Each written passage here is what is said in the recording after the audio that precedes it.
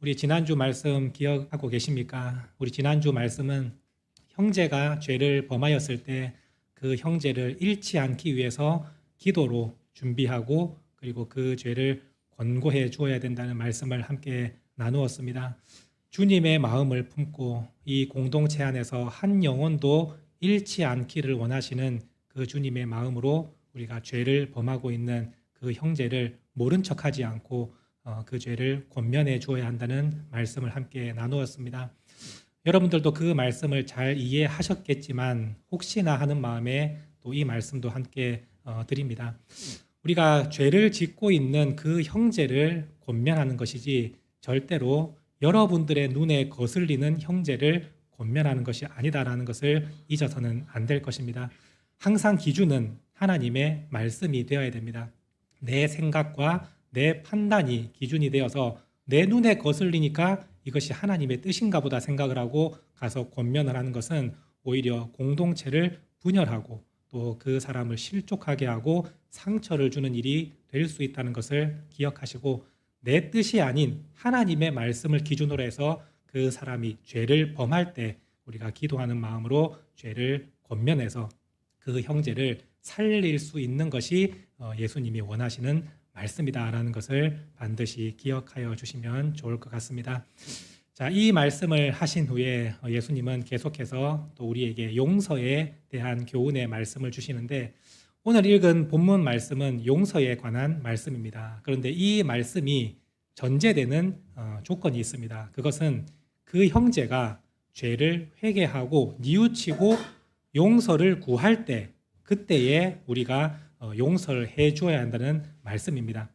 오늘 이 마태는 그 말씀을 기록할 때 당연히 형제가 자기의 죄를 뉘우치고 회개하고 나오는 것을 기본 전제로 하고 있다는 것을 여러분들이 생각하시고 혹시 그 말씀을 믿지 못하겠다 하신다면 누가복음 말씀을 한번 보시면서 우리가 정확하게 이 말씀의 의미를 함께 나누도록 하겠습니다. 누가복음 17장 3절에서 4절 말씀입니다. 함께 읽겠습니다. 만일 내 형제가 죄를 범하거든 경고하고 회개하거든 용서하라.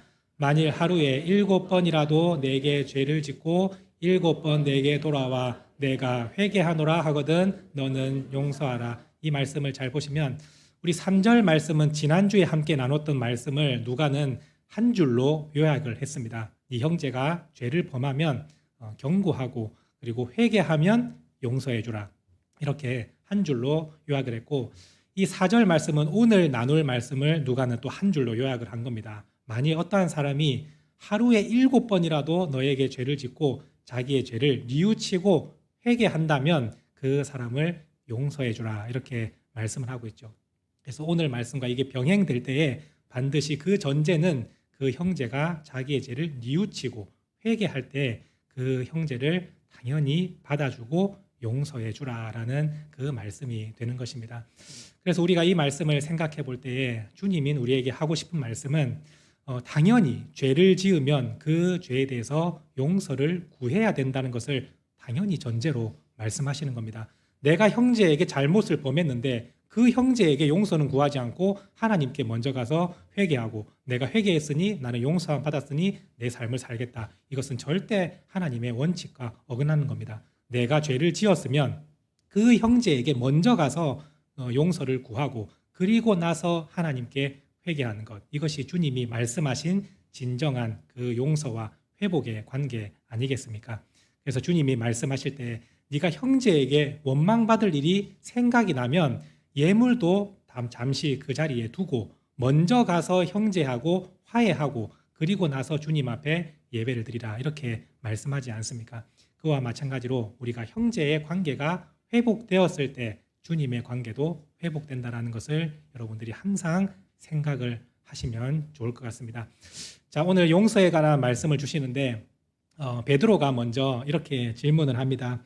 21절 말씀을 보시면 베드로가 나와 이르되 주여 형제가 내게 죄를 범하면 몇 번이나 용서하여 주리이까 7번까지 하오리이까 이렇게 예수님께 질문을 합니다. 아마 그 자리에 있었던 사람은 누구든지 이 베드로와 똑같은 질문을 아마 하고 싶었을 겁니다. 왜냐하면 주님께서 형제가 죄를 범하면 경고하고 그리고 그 형제가 회개하면 용서해 주라 이 말씀을 하실 때 그러면 몇 번까지 우리가 용서를 해줘야 됩니까? 이러한 질문이 당연히 들지 않겠습니까?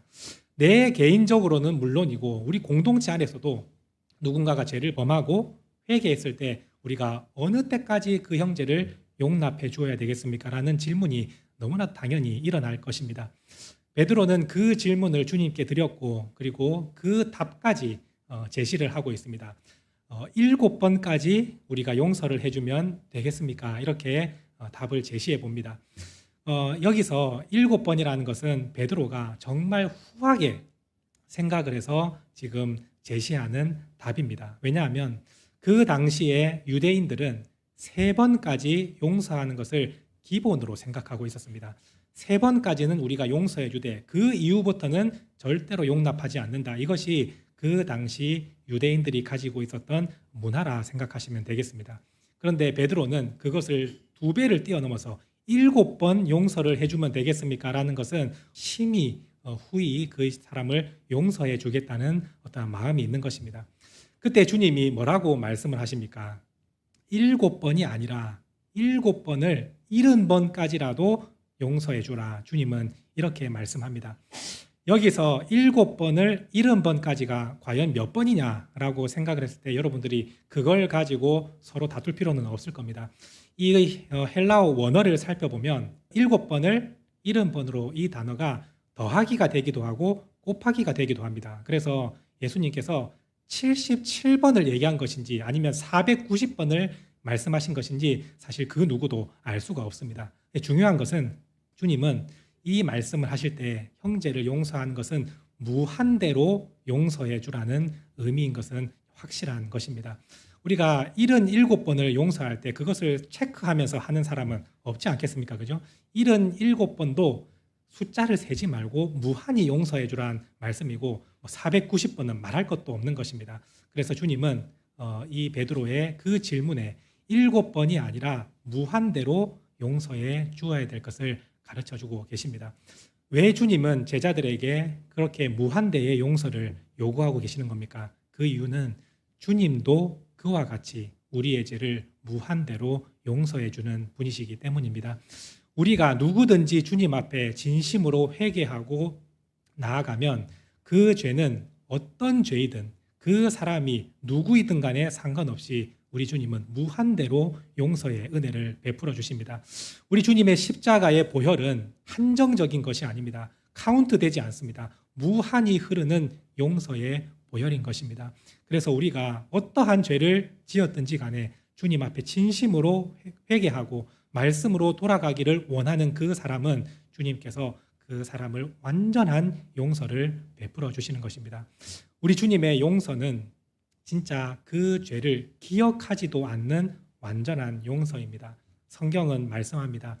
아버지가 자식을 불쌍히 여긴 같이 그 사람을 불쌍히 여겨서 그 죄과를 멀리 옮기시고 또한 그 죄를 깊은 바다에 던지셔서 기억도 하지 않으실 거라고 하나님은 말씀하고 계시지 않습니까?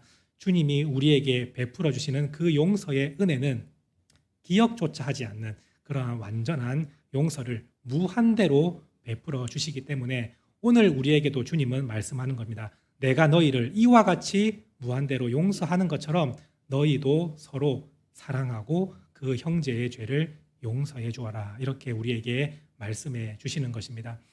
그런데 솔직히 말하면 여러분들 형제의 죄, 이웃의 죄를 용서하는 것이 과연 쉬운 일입니까? 그렇지 않을 겁니다. 작은 죄는 사실 얼마든지 우리가 흔쾌히 용서해 줄 수 있지만 우리의 영혼에 상처를 내고 우리의 삶을 완전히 무너뜨릴 만큼 그 아픔을 주었던 형제를 용서하는 일은 결코 쉬운 일이 아닙니다. 그러면 그 용서의 문제를 주님은 어떠한 방법으로 할 수 있는지에 대해서 오늘 비유를 통해서 예수님은 가르쳐 주기를 원하시는 것입니다. 오늘 말씀을 보시면 23절에서 34절까지 말씀이 용서를 해주는 그 방법에 대한 비유의 말씀입니다. 제가 이 말씀을 한번 설명을 해드리도록 하겠습니다. 어떠한 종이 주인에게 엄청나게 큰 죄를 범합니다. 그 죄의 빚을 오늘 성경에서 보시면 24절 말씀에 만달란트 빚진 자라 이렇게 말씀을 하고 계십니다. 여기서 만달란트라고 주님께서 비유해서 말씀을 하실 때 그 의미는 한 사람이 절대로 감당할 수 없는 엄청난 액수를 예수님은 말씀하고 계시는 겁니다. 근데 우리는 이 말씀을 들을 때 한 가지 좀 궁금하긴 하잖아요. 그죠? 이 만달란트가 과연 얼마 정도의 금액인가 우리는 궁금함이 생깁니다. 그래서 굳이 한번 계산을 해보자면 하루에 10만 원의 돈을 받는 일당을 받는 사람을 기준으로 해서 우리가 계산을 해보면 이 만달란트의 금액은 20만 년의 일을 했을 때 가질 수 있는 금액입니다. 20년이 아니고요. 20만 년입니다. 그러니까 10만 원을 20년을 모으면 한 7억 정도 모을 수 있을 거고 그걸 한 푼도 안 썼을 때 가정입니다. 근데 이제 빚을 갚는다고 생각을 할 때 내 가정을 먹여 살려야 되고 생활비를 써야 되고 그러고 하면 빚을 갚으면 그 7억의 돈도 더 많이 걸릴 겁니다. 근데 20년이 아니고 20만 년의 일을 해야 갚을 수 있는 돈이 이 만달란트의 값어치인 겁니다. 그래서 오늘 우리식으로 계산해 본다면 한 6조, 7조 정도 되는 이제 금액이라 할 수 있겠습니다. 자, 이 빚진 종이 어떻게 그 6조가 되는 돈을 당장 갚을 수 있겠습니까? 그 당시의 종은 사실 월급도 제대로 받지 못하는 그러한 상태 아니겠습니까? 그냥 먹고 사는 정도로 그 주인의 도움을 받는 정도로 사는 게 종인데 그 종이 월급을 받아서 어떻게 그 6조가 되는 만달란트의 빚을 갚을 수 있겠습니까? 도무지 불가능한 겁니다. 근데 원칙적으로 따지면 이 종은 자신의 몸을 팔고 가족을 팔고 집에 있는 모든 재산을 팔아서라도 이 빚을 당연히 갚아야 되는 겁니다. 그런데 주인이 봤을 때 그 종의 처지를 누구나도 다 알 수 있는 상황이기 때문에 그 주인은 불쌍히 여겨서 그 모든 빚을 탕감해 주었다. 이렇게 예수님은 설명하고 계십니다. 만달란트의 어마어마한 그 빚을 한순간에 그냥 불쌍한 마음으로 빚을 탕감을 해 주었을 때에 이 종이 받았을 그 감사와 기쁨이 어떠하겠습니까? 와, 주인으로부터 내가 이 정도의 은혜를 받았다면 나도 이 세상을 살아가면서 이와 같이 이 좋은 마음으로 내가 남을 또 빚을 진 사람을 용서해주고 탕감해주며 살아가겠다. 이런 마음이 자연적으로 들지 않겠습니까? 그런데 이 종이 그 주인으로부터 큰 은혜를 받았음에도 불구하고 거리로 나가서 제일 먼저 하는 행동이 무엇이었다고 되어 있습니까? 자기에게 빚진 사람을 잡아다가 그 빚을 갚으라고 압박을 하는 모습을 볼 수가 있습니다. 28절 말씀을 보시면 그 종에게 빚진 자는 100데나리온의 빚을 졌다. 이렇게 되어 있습니다. 여기서 100데나리온은 우리 식으로 따지면 약 1,000만 원 정도에 되는 빚을 의미합니다. 사실 예수님께서 비유로 하실 때 한 10만 원, 10,000원 정도의 비유를 하셨으면 주님께서 남을 용서하는 그 일을 참 쉽게 생각하시는구나 라고 생각할 수 있지만 여기서 비유를 보시면 주님도 그 사실을 누구보다 잘 아신다는 의미가 담겨 있습니다. 1,000만 원의 빚을 그냥 모른 척하는 거, 그냥 받지 않는 게 사실 쉬운 일입니까? 그렇지 않을 겁니다. 우리 누구나 다 그 1,000만 원의 빚을 빚진 사람이 있으면 당연히 받고 싶은 마음이 있고 그것을 그냥 탕감해주면 그 마음이 참 쓰라리는 그런 마음이 있지 않겠습니까? 주님도 그 사실을 아시기 때문에 이러한 금액으로 비유로 말씀하시는 겁니다. 절대로 남을 용서하는 것 쉬운 일이 아님을 우리 주님도 알고 계십니다. 이 100데나리온의 빚을 지은 사람을 만났을 때에 이 종은 그 돈을 갚으라고 압박을 하고 목을 잡았다라고 이렇게 성경은 표현하고 있는데 이것은 숨이 막힐 정도로 목을 조르는 행위를 의미하는 것입니다. 우리가 진짜 화가 났을 때 상대방의 목을 졸라서 그 사람이 숨도 쉬지 못할 정도로 만드는 그 상태, 그것을 의미하는 것입니다. 이렇게 하는 이유가 무엇입니까? 네가 내 돈을 갚지 않으면 반드시 죽이겠다라는 것이고 너는 그 돈을 당연히 나에게 반드시 갚아야 된다는 것을 좀 강하게 얘기하고 있는 것입니다. 지금 주인으로부터 큰 은혜를 받았음에도 불구하고 이 종은 전혀 자신의 삶에 은혜 있는 삶을 살아가지 못하는 모습입니다. 1,000만 원의 돈, 큰 돈입니다. 그럼에도 불구하고 이 종이 자기가 받았던 은혜를 생각해 본다면 이 1,000만 원은 사실 아무것도 아니지 않습니까? 그런데 이 종은 그러한 마음을 가지지 않고 목을 조르며 이 사람에게, 자기의 동료에게, 그 처지를 누구보다도 잘 아는 그 사람에게 압박을 가하고 결국에는 감옥에까지 집어넣었다, 이렇게 말씀을 하고 있습니다. 감옥에 집어넣는 이유가 무엇입니까? 감옥에 들어가면 내가 어떠한 방법을 통해서도 그 빚을 갚아내야만 그 감옥에서 나올 수 있기 때문에 친구에게 부탁을 하든 친척에게 부탁을 하든 어떠한 방법을 통해서 빠른 시일 내에 그 돈을 갚기 때문에 감옥에다가 집어넣는 겁니다. 반드시 내가 이 돈은 바꿔야 말겠다 하는 그런 마음이 있는 것이죠.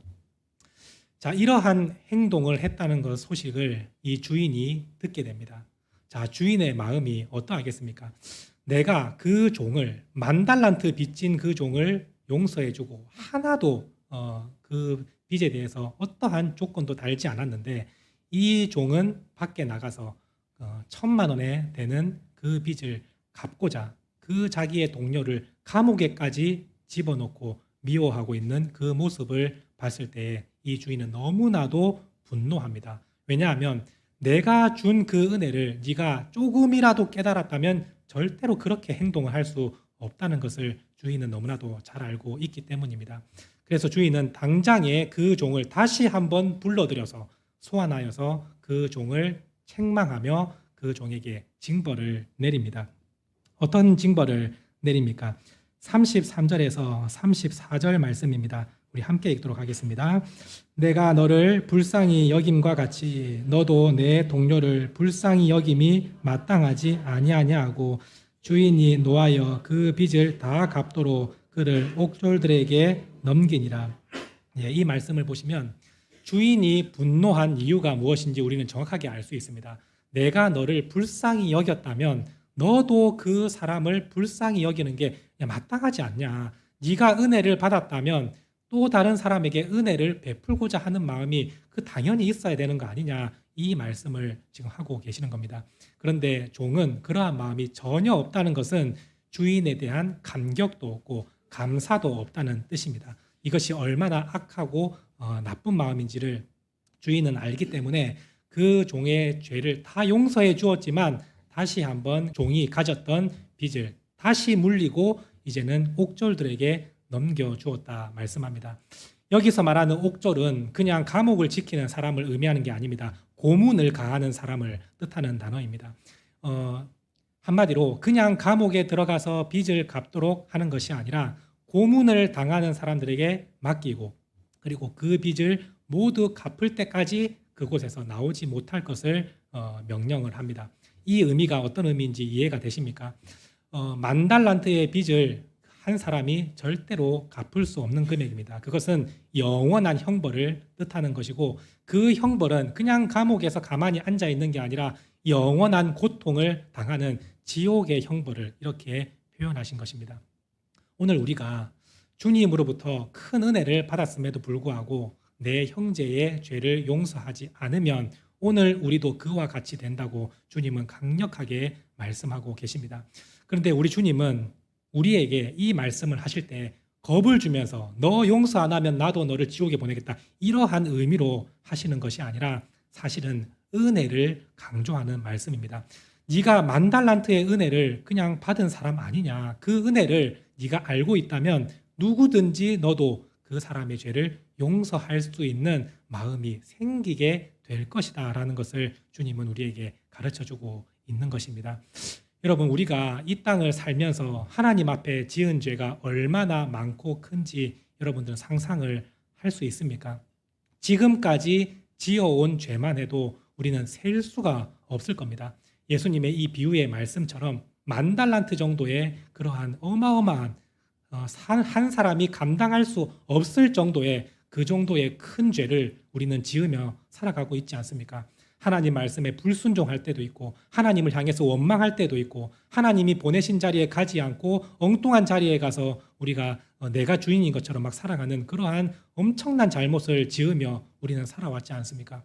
앞으로 지을 죄도 우리가 얼마나 많을지 상상도 하지 못합니다. 그런데 그렇게 많은 죄를 짓고도 우리는 주님 앞에서 용서의 은혜를 받은 자들 아닙니까? 그런데 내 형제가, 내 이웃이, 내 가족이 나에게 지은 죄, 여러분들 한번 손가락으로 세알해 보십시오. 얼마나 됩니까? 그런데 그 죄조차 우리가 용서해 주지 않는다는 것은 내가 하나님으로 받던 그 엄청난 용서의 은혜를 사실은 기억도 하지 않는 사람이고 그 은혜에 대한 감격도 없는 사람과 똑같은 것입니다. 그래서 주님은 그러한 은혜를 모르는 사람은 마치 죄 용서함을 받지 못한 사람과 똑같다는 말씀으로 이 말씀을 하신 것입니다. 바라기는 우리 모든 성도님들이 내가 주님 앞에 얼마나 큰 은혜를 받았는지, 얼마나 큰 죄 용서함을 받았는지 다시 한번 깨달을 수 있게 되기를 원합니다. 우리는 이미 몇 번을 죽어도 그 죄를 탕감받지 못할 어마어마한 죄인들입니다. 그런데 주님은 그 죄를 기억도 하지 않으시고 모든 죄를 용서해 주시겠다고 말씀하시며 앞으로 지을 죄까지도 내가 무한대로 용서해 주겠다고 말씀하시는데 내가 형제한테 받은 그 상처, 내가 가족에게 입었던 그 아픔을 끝까지 내 마음속에 붙들고 있고 말로는 용서했다 하지만 그 속에는 용서의 마음이 없는 채로 살아가고 있지는 않은지 한번 돌아볼 수 있기를 원합니다. 주님이 여러분들에게 원하시는 것은 완전한 용서를 원하시는 겁니다. 그냥 입으로만 용서하고 마음속으로는 가지고 있는 그 용서함이 아니라 기억도 하지 않고 완전히 처음 새롭게 시작하는 마음으로 그 용서하는 그 용서를 주님은 원하고 계신다라는 것을 기억하면서 내 형제의 죄에 집중을 하면 우리는 절대 그 죄를 완전히 용서하지 못할 것입니다. 끝까지 그 상처를 안고 살아갈 것입니다. 그 미움과 분노를 가지면서 우리는 살아갈 것입니다. 그런데 그 시선을 돌려서 주님이 나를 구원하신 그 십자가의 무한하신 은혜의 용서를 여러분들이 생각해 보신다면 이 죄는 너무나도 작은 죄에 불과하다는 것을 우리는 깨달을 수 있게 됩니다. 주님은 이것을 우리에게 말씀하시고 이것이 용서할 수 있는 방법이다 이렇게 가르쳐 주십니다. 내가 용서하지 못할 사람이 있고 자꾸만 그 아픔이 생각이 난다면 오늘 이 시간 말씀을 생각하시면서 주님의 십자가로 여러분들의 시선을 돌릴 수 있기를 원합니다. 나의 죄를 무한히 용서하기 위해서 흘리신 그 십자가의 고통과 그 보혈을 생각할 때에 오늘 우리의 그 상처, 그 아픔은 너무나도 미미한 것임을 기억하시고 주님께서 나에게 이러한 큰 은혜를 베풀어 주셨으니 제가 그 은혜를 받은 자로서 내 형제와 가족과 그리고 내 모든 그 사람들의 죄를 제가 용서하기를 원합니다. 이러한 마음을 품음으로 주님이 정말 기뻐하시고 내가 원하는 것이 바로 그것이었다라는 것을 우리 칭찬을 듣는 우리 믿음의 성도님들 될 수 있기를 간절히 소망합니다.